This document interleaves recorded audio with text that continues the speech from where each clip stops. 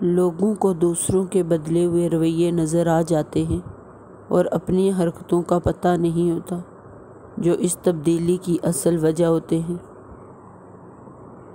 جب انسان اپنی غلطیوں کا وکیل اور دوسروں کی غلطیوں کا جج بن جاتا ہے تو پھر فیصلے نہیں ہوتے، فاصلے ہوتے ہیں۔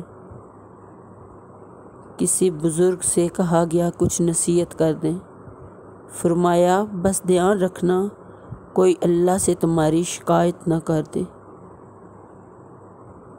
اگر اپنے سر پر عزت کا تاج چاہتے ہو تو اپنے غرور کو پاؤں کے نیچے رکھا کرو۔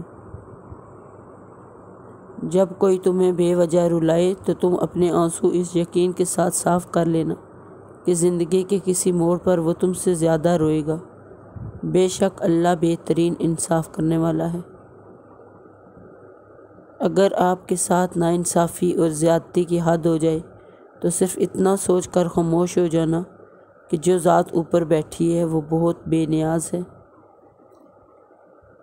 خود کا دوسروں کے ساتھ مقابلہ کرنا چھوڑ دیں۔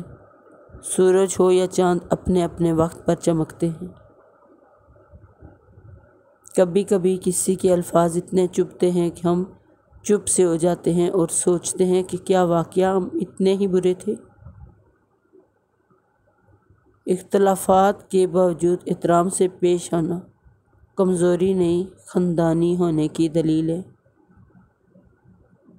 زندگی میں سب سے زیادہ بے بس ہم تب ہوتے ہیں جب ہم چاہ کر بھی اپنے آپ کو ثابت نہیں کر پاتے۔ اپنی روح کے باغ میں صبر کی کھیتی کاشت کرو، بے شک اس کا بیج کڑوا ہے لیکن پھل میٹھا ہے۔ کسی کو ناراض کر کے اور کسی سے ناراض ہو کر نہیں سونا چاہیے۔ کیا پتہ ہم صبح جاگ ہی نہ سکیں یا وہی صبح ہمیں نہ ملے۔